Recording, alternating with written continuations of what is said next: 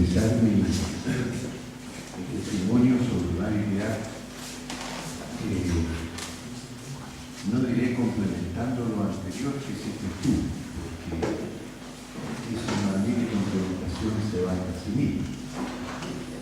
Pero creo que es bueno referirme a los tiempos históricos, digamos, a las etapas que nos tocó vivir con Mario dentro de Johnston. Yo ingresé al movimiento en 1949, a mitad de año, y ciertamente ya Mario Iriart estaba en el grupo de Caballeros del Santo Grial.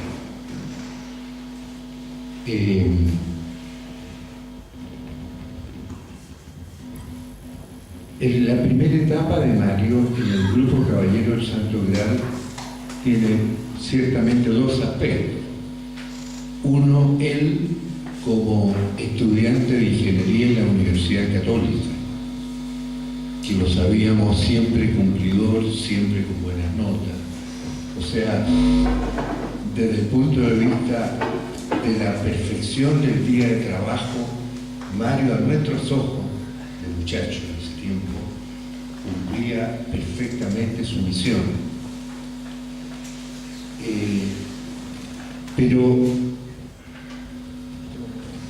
no solo era este aspecto, digamos, en ese momento. Para nosotros fue muy importante, y estoy cierto que para Mario lo fue tanto o más que para todos los que somos aún caballeros del Santo Grial, la formación que nos dio el movimiento a través del padre Benito Schneider. Sin el padre Benito, yo creo que Caballeros del Santo Grial no habrían existido. Dentro de la formación que el padre nos dio, y que ciertamente creo que a Mario le influyeron singularmente, están los retiros de Semana Santa, de 3 días completos, acá, cuando se estaba construyendo el Colegio de las Hermanas. Incluso en el colegio de construcción alojábamos en payasas que nos conseguíamos. María, verdadera imagen del hombre, el primer retiro. Pero después tuvimos retiros muy importantes también sobre ideal personal. Me imagino que ahora se predice el ideal personal como en ese tiempo. Sería muy bueno que así fuere, porque saber nosotros que teníamos una misión que Dios nos había dado, respetando nuestra naturaleza, y no solo respetándola, sino tomando como instrumento nuestra naturaleza, y descubrir ese ideal que Dios nos daba, fue muy importante, muy importante. Los intercambios que teníamos los sábados, porque teníamos reunión todos los sábados como buenos muchachos de la edad que estábamos, ¿no? En Bellavista, en República 173, que era la casa central de los padres palotinos. Después tuvimos el retiro de santificación del día de trabajo, sumamente importante. Si leemos ahora el diario de Mario Iriart, lo que significó para él el trabajo como camino de santificación de apostolado, pero santificación es más que apostolado, ¿no? O subsume el apostolado. Ya en ese momento lo vislumbramos como un ideal extraordinariamente, digamos, actual y necesario. Después, la pedagogía de vinculaciones, la vinculación personal, local y espiritual. Como toda la vida diaria es un organismo que Dios nos llamaba a construir. Y eso lo recibimos y lo tratábamos todos los sábados en reuniones con Mario, estando Mario, en la calle República. Sin embargo, en este periodo, Mario no fue el líder del grupo, porque en los primeros años Mario se mantuvo en su manera de ser. En ese tiempo estudiábamos mucho los temperamentos por el ideal personal, y nosotros todos creíamos que Mario tenía un temperamento flemático.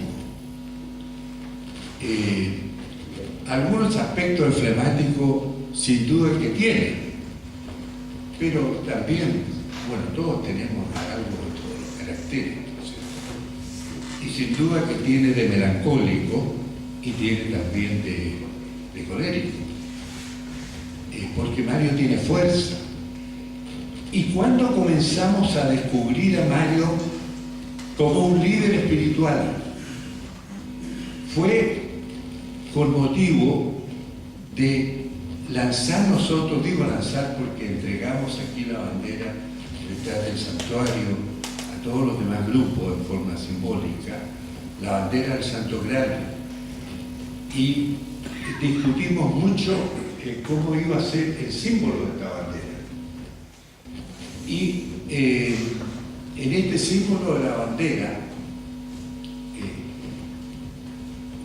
tuvo su origen en buena parte, la parte espiritual, por un trabajo que Mario hizo, hablaríamos aquí del año 1951, habría que ver bien la fecha, pero de ese orden, digamos, no después del 52.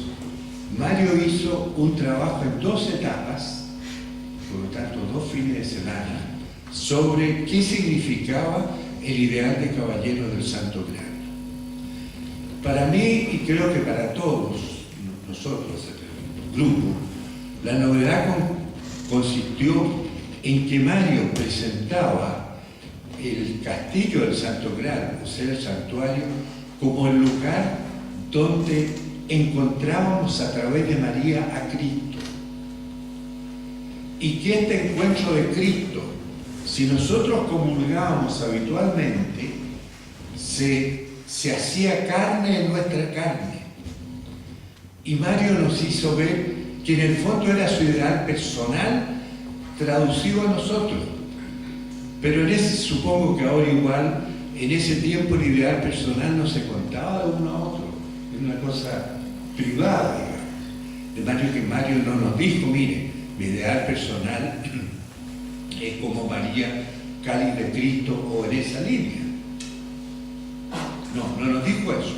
Pero sin duda lo que él nos planteó de asimilar a Cristo, que María nos regala en el santuario, y llevarlo a nuestro propio ser a través de la comunión, venía de su ideal personal.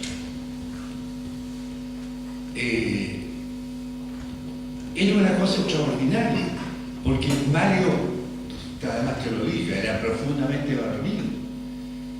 Pero este raciocinio, sacado del marco, podría ser tener algo de femenino, porque es como la maternidad, ¿no es cierto?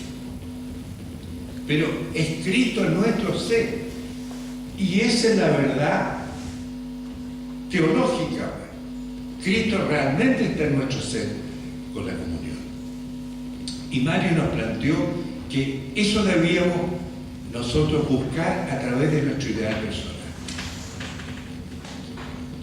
Yo diría que desde ese momento Mario pasó a ser para nosotros una especie de, no sé si líder es mucho decirlo, pero de un conductor espiritual. Y bueno, en ese periodo también, lo digo ahora aunque entonces no lo supimos, pero es el periodo histórico, por eso es que lo repito. Mario, bueno, se ha dicho, estaba muy enamorado de años atrás de una persona, Alicia Peralta, de La Serena. Desgraciadamente esto no lo comunicó Mario a nosotros, no lo supimos. Pero sí, ¿qué vimos en Mario? Vimos en Mario que después de los años siguientes, 52, 53, comenzó a ser extraordinariamente, mucho más religioso. Porque Mario venía al santuario, en ese tiempo no había metro, ¿no? Entonces no era fácil venir al santuario. Pero Mario se averiguó que había una micro que iba al Open Door, que pasaba cada hora, de manera que él, cuando podía en la universidad, pero la vez que podía, salía una hora, justo para estar, no sé, como 40 minutos en el santuario, y después esperar la micro y volver a la universidad. Y esto Mario lo hacía con habitualidad, cuando nadie de nosotros lo hacía, porque era impensable, digamos, venir estando en la universidad al santuario. No era pensable. Pero Mario, seguramente en los huecos que dejaba clase o profesores que faltaban, se iba a la micro Pendor y se venía al santuario. Estaba 3/4 de hora y volvía a tomar el micro. Entonces Mario comenzó a ser un hombre, un muchacho en ese tiempo, joven, muy religioso. En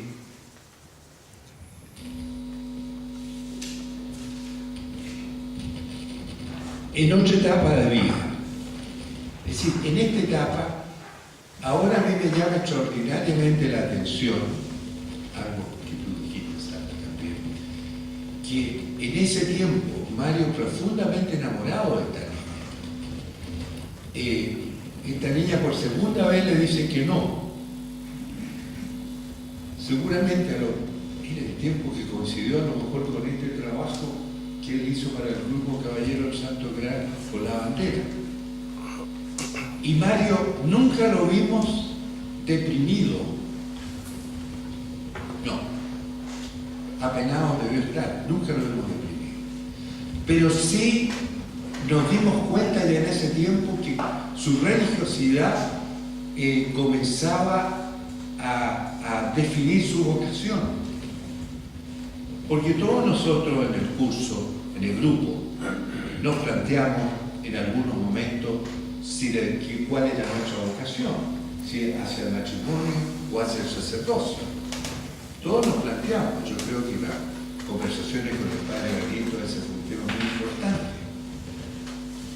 En Mario, creo que segunda negativa de Elisa Peralta, significó para él un llamado de Dios que le decía: ese no es tu camino.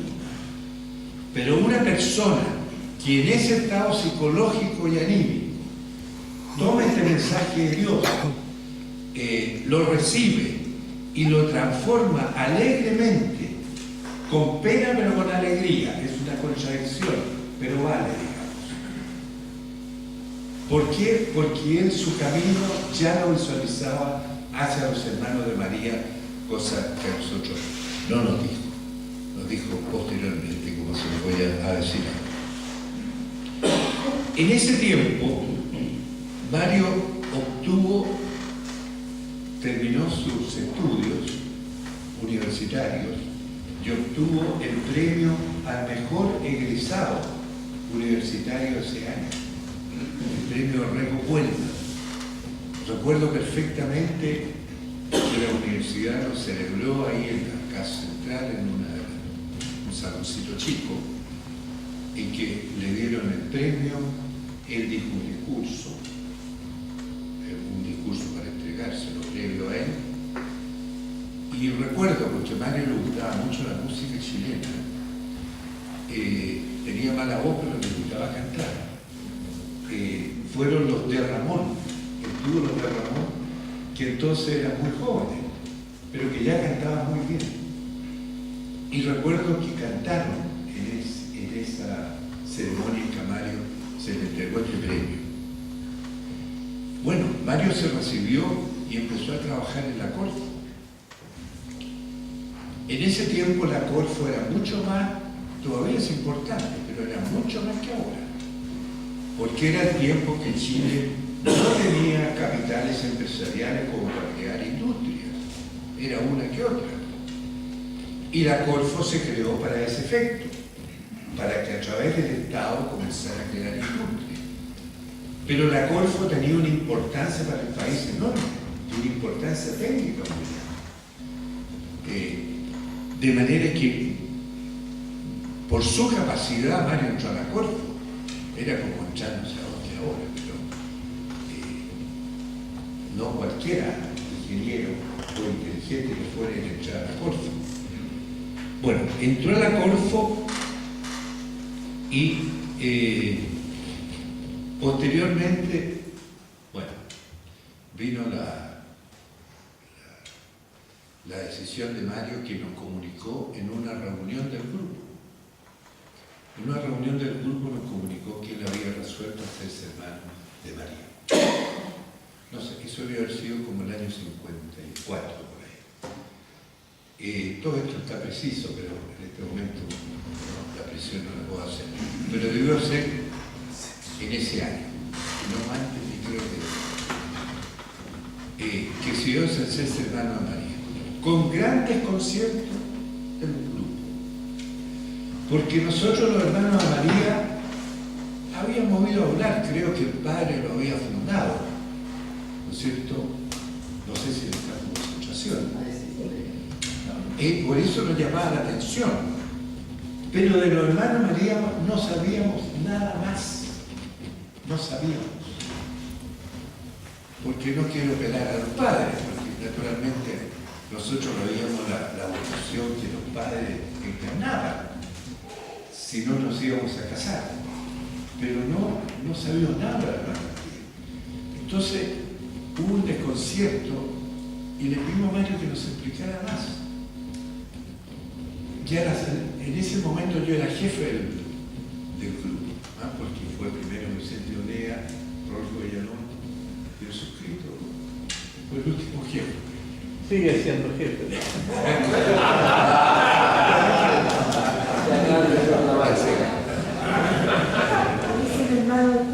Bueno, y cuando salimos yo le dije, Mario, ¿por qué? Y fui yo medio pesado y Mario se me fue. El enojo de Mario era un enojo muy controlado. Pero yo le dije, Mario, ni chicha ni limonada. O sacerdote o te casas. Naturalmente Mario se enojó. Y me dijo, mira,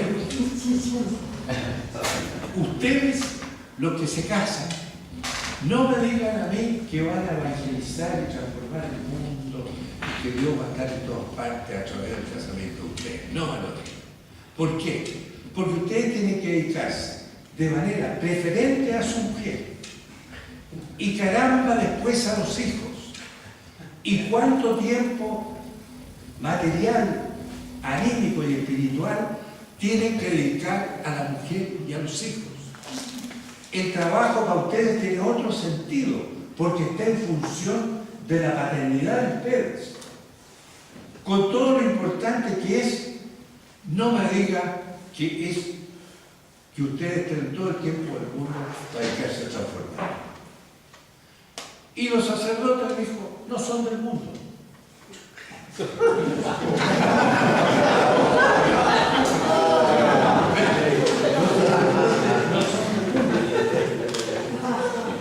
Yo voy a ser hermano de María, y a través de mi trabajo, de la vida diaria, de la santificación del día de trabajo, voy a procurar cambiar el mundo. Y voy a tener el tiempo suficiente para hacerlo, porque me voy a dedicar solo a eso. Y mi camino a santidad va a ser eso.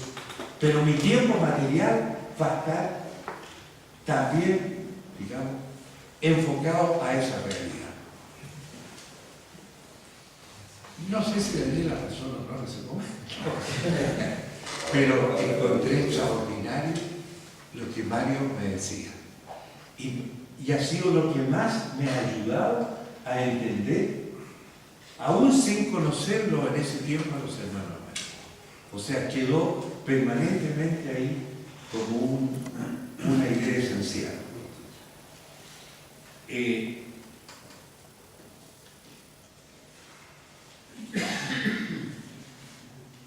Cuando Mario se va al noviciado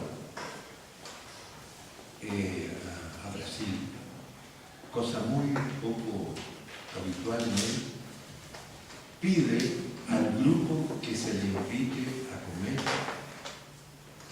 que se haga una comida a él de despedida, cosa que Mario nunca hacía. Y esta comida iba a ser en casa de Cede, aquí detrás, vivía Cede. Y le dijo a la María Teresa que le hiciera la comida. Cosa ¿Con qué? que ¿Qué se puede ir a cocinar? No se puede más. Cuando viajó a Alemania. ella es mi señora, así que...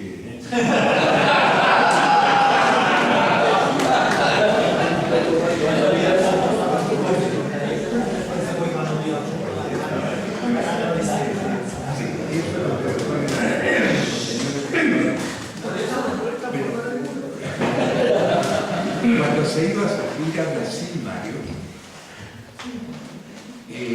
conversó con cada uno de los miembros de la Caballeros Santuario. Conversó ciertamente también conmigo. ¿Y qué fue lo que nos dijo?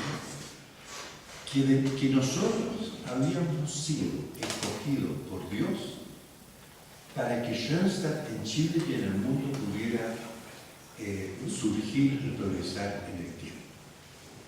Y que de nosotros dependía, de cada uno de nosotros dependía. Y esto lo hizo con todos. O sea, Mario se sentía, porque el grupo Caballero Santo Grado, no obstante que ahora empezamos a casarnos a esa fecha, seguía siendo el grupo, digamos. Después, no quiero decir creamos para no hacer titular, ¿no es cierto? Pero después vino la rama familiar y la obra familiar. Pero recién casados no existía esto de la rama y la obra, de manera que el grupo seguía teniendo mucha importancia.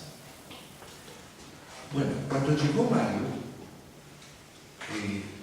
el movimiento en Chile vivió una etapa muy difícil, porque no teníamos padre asesor. Tanto el padre Perito Schneider como el Neto Durán estaban fuera de Chile. Es un tema que seguramente ustedes conocen, muy importante, un tema histórico para el movimiento chileno. Pero el hecho es que en ese momento no teníamos a los padres. No voy a decir cuál era la razón. De manera que cuando Mario volvió, entiendo ya que por 1960,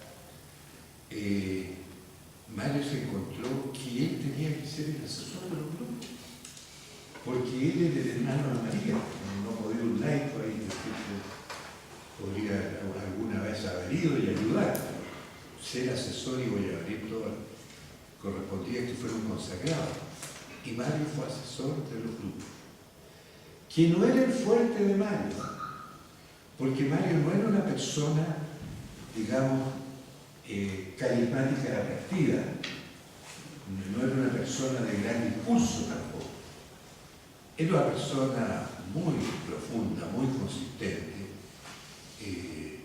muy simpática cuando se le conocía, no en un primer momento porque era un hombre serio, pero Mario tuvo que hacerlo y viajaba al paraíso cada 15 días, estaba 2 días allá.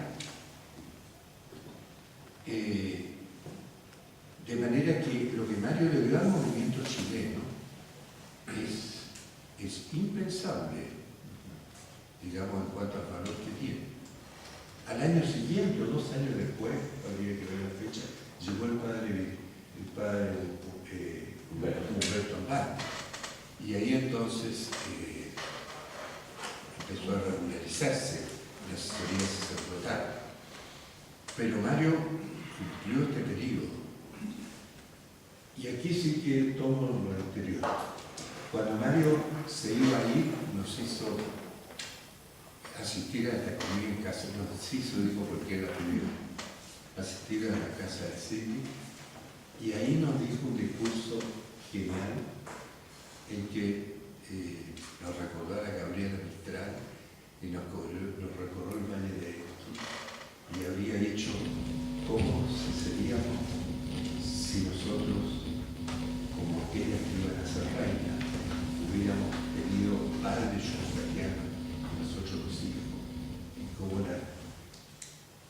Y él creía que la generación nuestra no iba a tener vocaciones para la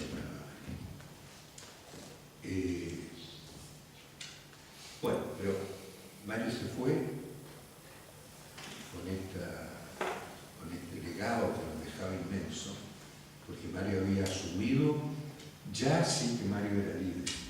No sería un líder de esto que anda diciendo discurso y luciéndose todos los días, porque no era eso, pero sí era un líder.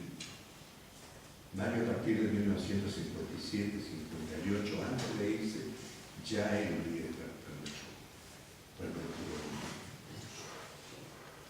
nuestro grupo. Y era un hombre de una gran decisión y valentía. Cuando estábamos con el problema, no tenemos que luchar el tema de fondo, pero sí para una actitud de Mario. Mario, hablando de una relación con los padres negros. Víctor, vimos por qué estábamos en desacuerdo. Varias, ¿sabes? Me dijo, voy a ir a hablar con él. Y estábamos paseando aquí en no había más que este edificio. Y el padre Néstor estaba, fue y habló con él. Y yo creo que se habrían paseado unos 20 minutos en que el único que hablaba era Mario. Y le decía así. Yo creo que todos los que habían desacuerdo, especialmente en la relación con el fundador, ¿no es cierto? Mario se lo dijo. O sea, Mario, un hombre valiente, porque ¿qué tiene que meterse él en líos que no le corresponden? Pero le parecía a él que él, como schustatiano, que estaba, que María, no podía quedar no decir. Yo hablé con el padre Néstor como 2 años antes de morirse. Él me invitó a su casa de manera muy cariñosa, muy cariñosa. Y se recordaba de Mario con mucho cariño. No aludió a este hecho, pero se acordaba de Mario con mucho cariño. Cuando Mario se enfermó y falleció, ya cuando se fue nosotros lo veíamos que estaba enfermo. Cuando se despidió en casa de sede ya estaba muy delgado, con sus cototos salientes, con esa vista tan hermosa que tenía, o sea, tan brillante y tan profunda y tan penetrante. Era muy linda la vista de Mario, aún en ese faz un poco algo de cadavérico, ¿no? Pero los ojos nada, los ojos eran como el Espíritu Santo, lindísimos. Mario tenía ojos negros, no ojos azules ni celestes, mirá por el estilo, pero la fuerza que tenía esos ojos. Pero lo notamos enfermo, de manera que no nos extrañó cuando nos dijeron, con gran dolor nuestro, sí que en Brasil le habían ya diagnosticado su enfermedad terminal. Y lo último que quiero decir de Mario, que para mí es un gesto humano, pero incuantificable en su valor. Mario, en esa circunstancia, pudo haber venido a Chile, haberse devuelto y haberse internado en una clínica chilena. ¿Y qué es lo que dice él? No, quiero ir a Milwaukee, a mi padre fundador. Mario quería morir en las manos del padre. Bueno, el padre, lamentablemente, por lo mucho,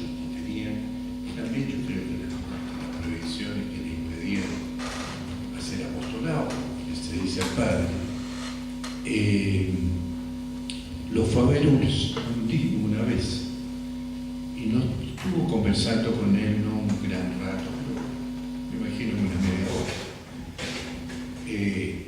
Y ahí Mario fue cuando le dijo: padre, me habría encantado conversar con usted muchas horas, pero lo vamos a hacer en el cielo. Bueno, Mario murió. ¿Y quién dijo que Mario es cruz negra y que lo enterráramos detrás del santuario de Yavín? El padre Kendrick. O sea, el padre Kendrick fue de opinión, cuando supo la muerte de Mario, y como Mario se había entregado, que Mario estaba a la altura de las cruces negras, y que era una cruz negra real, auténtica. Y dijo: lo merece ser enterrado detrás del santuario de Villavista. De manera que cuando Mario está ahí, no es porque fue por mayoría u otro, ¿no es cierto? No, fue nuestro fundador. Cuando lo vio esos días y lo estuvo por él por última vez, y lo vio como entregó su vida a la madre, o sea, la cruz vivida realmente, aceptada y entregada, Mario murió y el padre dijo: merece ser enterrado detrás del santuario de Yavín. Bueno, lo trajimos un año después. La bandera de nuestro grupo, que él había contribuido con su gran trabajo a darle espiritualidad, lo envolvió y quedó con él.